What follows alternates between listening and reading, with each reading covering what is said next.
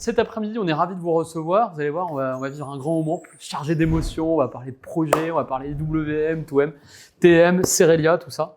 Donc voilà, donc je suis Aymeric Fossé, associé chez Delaware et j'ai la chance, l'honneur et le privilège d'être accompagné de Samuel et Julien qui vont se présenter à vous cet après-midi. Bonjour, donc Samuel Goss, Cerelia, je suis ERP Programme Manager et on sort d'un projet de migration S/4HANA qui a duré à peu près 2 ans et demi avec Delaware. Bonjour à toutes et à tous, je suis Julien Baldé et j'ai participé au projet de migration Cerelia en tant que coordinateur fonctionnel et je suis très content d'être là avec vous aujourd'hui. Merci Samuel et Julien. Alors on a décidé de commencer par la fin, c'est-à-dire vous donner les éléments de conclusion, vous faire passer un moment avec plein d'émotions. Donc on va tout de suite essayer de rentrer dans ce que finalement on doit retenir de cette interview et de vous faire partager un peu les émotions, les retours d'expérience que vous pouvez nous donner sur ce projet. Alors moi je dirais ce projet, donc 2 ans et demi de projet très intense, il a fallu faire parler différents métiers, donc de la transversalité, différentes compétences, que ce soit IT, que ce soit des consultants externes, beaucoup de challenges, comme tout programme ERP, beaucoup de difficultés qu'on a surmontées. Beaucoup de convivialité aussi, beaucoup de moments de team building entre Cerelia et Delaware pour essayer de surmonter ces difficultés. Et puis au final, on a secoué tout ça et puis on est live depuis avril 2024, pardon. Donc ça fait quelques mois qu'on est live et donc on a travaillé avec Delaware sur le sujet. Moi, je suis d'accord avec Samuel. Moi, je retiens l'aventure humaine, de belles rencontres. Il y a eu des moments difficiles, bien sûr, mais tout le monde a su faire des concessions à son niveau, au niveau direction, au niveau consultant, au niveau business process owner. Et ce qui a fait la différence, c'est la motivation des gens. Et quand on a eu la date du Go Live en avril 2024, il y avait personne qui doutait du succès. On n'imaginait pas l'échec. On était tous ultra motivés pour le Go Live. Merci. Donc voilà, déjà on est déjà dans le cœur du sujet là. On essaie de vous faire ressentir des frissons, de l'émotion autour du WMTM. C'est un défi quand même. On va rentrer dans le contexte de Cerelia maintenant. Donc Samuel, si tu veux bien nous représenter un peu ton entreprise, son business et nous expliquer donc ce que vous faites. Donc Cerelia, on est un groupe agroalimentaire spécialisé dans la pâte à tarte, pâte à pizza, pancakes, cookies, crêpes, gaufres. C'est à peu près 2000 collaborateurs dans le monde, répartis sur 2 continents, Amérique du Nord et Europe. C'est 800 millions d'euros de chiffre d'affaires et c'est 12 sites de fabrication donc sur les 2 continents. On a aussi une politique RSE très forte qui passe par une politique d'achat responsable, durable, local quand c'est possible. Un engagement des collaborateurs au sein du groupe. Proche de nos clients et de nos consommateurs pour pouvoir répondre à leurs attentes, et leurs préférences. Merci. On passe sur la partie projet là pour essayer de capter un peu mieux le contexte, les enjeux finalement de ce beau projet. Alors Cerelia, donc groupe qui a connu une forte croissance, qui connaît toujours une forte croissance. Cerelia, c'était 4 usines il y a 10 ans, 2014, et aujourd'hui, en 2024, on a 12 sites de production. Croissance qui s'est fait beaucoup par de l'acquisition. Donc, qui dit acquisition, dit hétérogénéité dans les systèmes d'info. Donc, on a historiquement sur notre BU France du SAP, et puis sur d'autres BU, on a d'autres systèmes. Système qui commençait à devenir obsolète, y compris au BU France, parce qu'on était sur du ECC6 et obsolescence aussi de CC6. Donc il nous fallait un nouvel ERP, donc non seulement aussi pour répondre à l'obsolescence, mais aussi pour répondre à une normalisation de nos process et puis de notre data. Donc il nous fallait un stock technologique assez robuste, et donc on a fait le choix de partir sur SAP S/4HANA, et donc dans un premier temps avec notre BU néerlandaise. Ça met un peu d'ambiance. Merci pour l'ambiance, monsieur Gervais. Impeccable, c'était prévu. Donc, on évoquait le choix, justement. Ça fait un peu la transition avec la question suivante. Et puis, on aime bien poser cette question, forcément. Pourquoi retenir SAP? Pourquoi Delaware? Voilà, donc c'est une petite question qu'on va s'adresser à toi. Et puis, avec Julien aussi, qu'on va essayer de mieux comprendre ce sujet. Ok, moi, je vais commencer pourquoi le choix SAP? Alors déjà parce qu'on avait déjà SAP aussi historiquement depuis plus de 20 ans dans notre BU France chez Cerelia. Ça répondait à notre couverture fonctionnelle. Il faut savoir que nous, dans le ERP aujourd'hui, on a quand même une grosse partie de nos flux, donc finance, tout ce qui est logistique, supply chain, IWM, la partie transport, hein, donc sujet aujourd'hui. Et donc il nous fallait un système qui soit capable d'adresser toutes ces fonctionnalités et qui soit capable aussi de les activer un peu on demand. Par exemple, sur des sites où on n'a pas de plateforme logistique, pas besoin de mettre du TM, donc on voulait pas l'activer. Donc ça, SAP nous le permet. Une roadmap, on cherchait aussi un éditeur avec une roadmap étoffée. Ce qui est le cas avec SAP. Si je prends un exemple, par exemple, c'est la loi de finances qui arrive en France avec la dématérialisation fiscale. On sait que SAP travaille dessus et on a le module qui va nous accompagner. Et puis voilà. Et puis aussi, surtout, ce qu'on recherchait aussi, c'est d'avoir aussi des compétences sur le marché qui peuvent nous accompagner, des compétences et des partenaires qui peuvent nous accompagner, que ce soit sur du projet, donc qui est le cas des 2 ans et demi de projet qu'on a vécu, puis aussi sur de la maintenance, sur du run, que ce soit de la maintenance fonctionnelle ou de la maintenance technique, j'ai envie de dire comme ça. Julien, tu veux compléter un peu? Oui, et là, ça fitait pas mal avec Delaware parce que finalement, si on regarde la carte où elles sont les usines de Cerelia, eh ben, elles sont là où il y a des agences Delaware. Incroyable.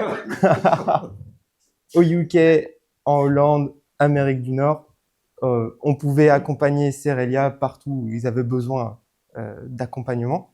Et sur la partie horizon fonctionnel et technique, on pouvait aussi accompagner Cerelia sur tout ce dont ils avaient besoin.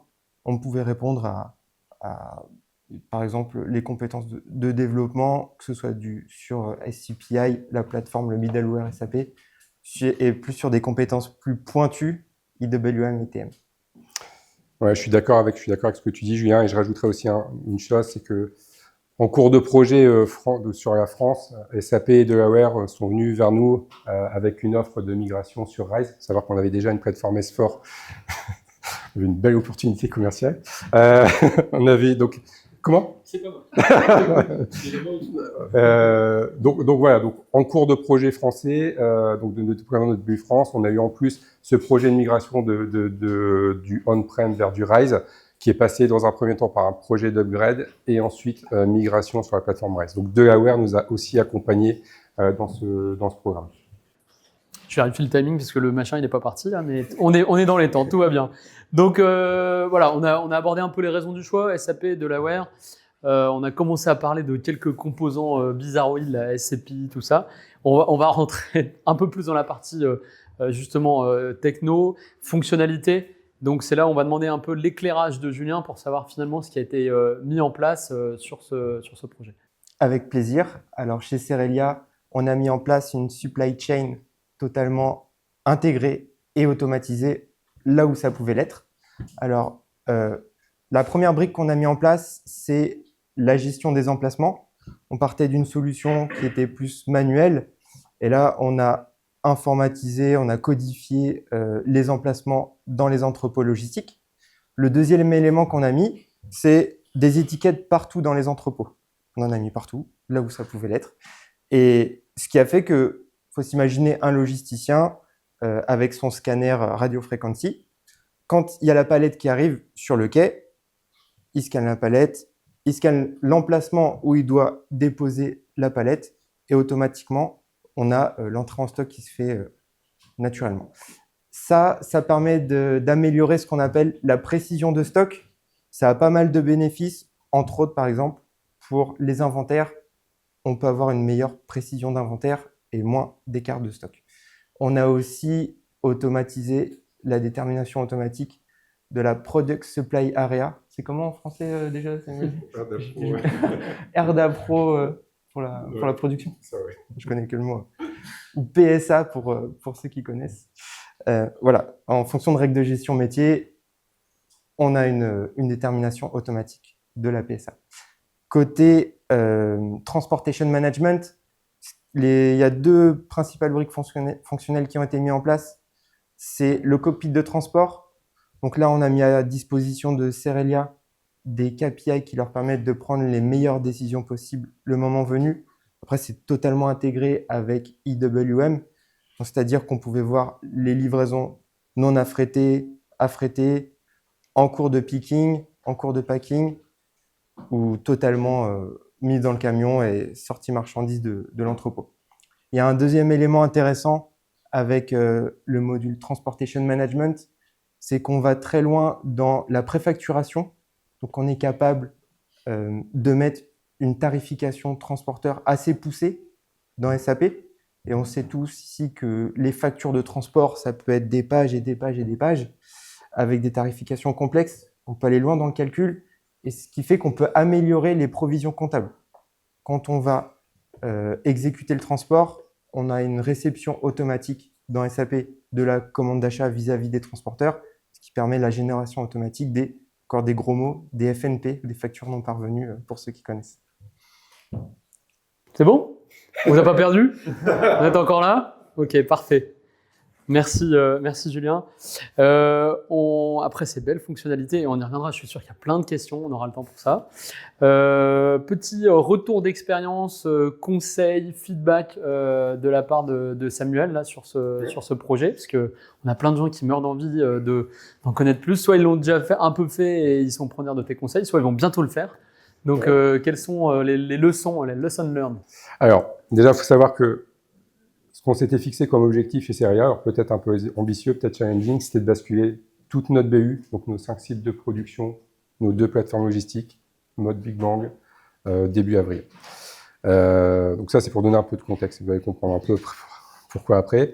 Donc, IWMTM, je ne vais pas revenir sur ce que Julien a dit, ça nous permet de, grosso modo, d'aller digitaliser nos processus via les guns pour les opérateurs, d'avoir des tâches de picking, packing, shipping, de contrôle de chargement, le cockpit de transport qu'on a laissé dans le standard SAP, qui est customisable en standard, permet de voir en temps réel le statut des transports et nous permettre de, dès qu'on clôture un camion, de faire partir les messages EDI vers nos partenaires logistiques et ou nos clients. Donc ça, c'est le côté pratique de l'outil. Donc tout ça, c'est rendu possible parce qu'on parle de IWMTM, savoir que c'est 2 modules différents dans SAP. Et tout ça, cette communication est rendue possible par l'ASR, donc l'Advanced Shipping and Receiving, parce que Julien t'en a parlé un peu avant. Donc moi, je considère que c'est un peu un moteur entre les 2 modules. Comme tout moteur, aussi puissant soit-il, par moment, il peut avoir des ratés. Et malheureusement, au Go Live, on a eu des grosses difficultés de transport. Enfin, on n'avait plus de visibilité sur nos transports. On a dû faire beaucoup de modes dégradés, beaucoup d'expéditions en manuel. On a pas mal transpiré, en effet. Mais vous allez me dire, mais ils n'ont pas testé, comment ça se fait? Enfin, Seria, ils n'ont pas testé. Bah, si, on a testé, on a testé, même nos key users ont testé. Vous savez, les cas exotiques, les trucs qui arrivent 2 fois par an, ça a été testé et ça a marché. Ce qu'on n'a pas testé, par contre, c'est la volumétrie. C'est de dire 50, 100 camions, mais pas 50, 100 camions sur la journée. C'est plutôt de se dire, il y a 20, 30 camions en même temps, il y a 20, 30 opérateurs qui travaillent en même temps. Et c'est ça qu'on n'a pas pu tester. Et c'est ça qui nous a posé problème au Go Live. C'est qu'en fait, l'aspect volumétrie, le système n'a pas suivi. Alors, c'est pas le système, je parle pas d'infrastructure, je parle vraiment de ce moteur entre les 2 modules qui a dysfonctionné. Et donc, plusieurs semaines de call avec SAP. Donc, je remercie SAP Delaware parce qu'on a une mobilisation dès le départ. On a eu des experts SAP, on a eu des experts Delaware. Call quotidienne pendant plusieurs semaines. Pas loin de plus de 100 notes, je pense, Julien. Plus de 100 notes, plus de 100 notes correctives SAP. Ça fait pas mal, ouais. Ça fait pas mal, en effet. Donc, quelques semaines où on était en mode dégradé, mais bon, aujourd'hui, on est toujours là. Je suis toujours chez Seria. Je suis toujours chez Delaware. Donc, aujourd'hui, c'est relativement stabilisé. On a encore quelques cas où on a par moment des petits ratés, mais globalement, on va dire qu'à 98%, ça fonctionne. Donc, moi, si je peux vous donner 2 conseils qui peuvent paraître un peu élémentaires, basiques, si je peux dire comme ça, c'est tester. Avant de tester, c'est assurez-vous auprès de SAP et de votre intégrateur, donc en l'occurrence Delaware, que vous êtes bien sur les derniers correctifs appliqués sur IWMTM et notamment sur l'ASR. Parce que je vous dis, on a passé plus de 100 notes post-Go Live. Donc faites-le avant vos UAT. Et deuxième, c'est tester et retester et essayer de le faire le plus possible dans des conditions proches du réel avec de la volumétrie et avec plusieurs users connectés en même temps sur des ordres de fret ou sur des tâches magasins. Voilà. Pas mal. Merci, parce qu'en tous les cas, c'est ça qu'on vient chercher, je pense. Et encore une fois, on aura le temps d'en reparler juste après. On va basculer rapidement, parce que le temps presse maintenant, sur les next steps. Voilà, qu'est-ce que tu envisages pour la suite? Et puis, on conclura et on prendra les questions. Ouais, alors, comme on aime bien ça chez Seria, on a remis le couvert. On est en train de déployer S4 sur notre entité au UK. Donc, c'est un site de production UK. Donc, on a fait le kick-off début septembre. Petite particularité, on essaye de le faire en interne, donc avec nos ressources internes, que ce soit des ressources IT qui sont dans mon équipe ou des ressources BPO qui ont participé, qui ont monté en compétences pendant plus de 2 ans et demi aux côtés de Delaware pendant le projet. Ça ne veut pas dire pour autant qu'on n'utilise plus Delaware, qu'on fait plus appel à Delaware. Au contraire, on continue à faire appel à Delaware sur des compétences sur lesquelles on n'a pas en interne, par exemple des développeurs, ou sur des sujets spécifiques sur lesquels aujourd'hui on n'a pas la compétence, par exemple du self-billing ou ce genre de choses, où on n'a pas la compétence en interne, où on fait appel à Delaware. Donc voilà, donc du SAP encore, parmi plein d'autres sujets dans la roadmap IT, bien sûr. Bon, parfait, c'est bon, on arrive à la fin. Je retiens quand même un beau projet, une solution qui tourne finalement.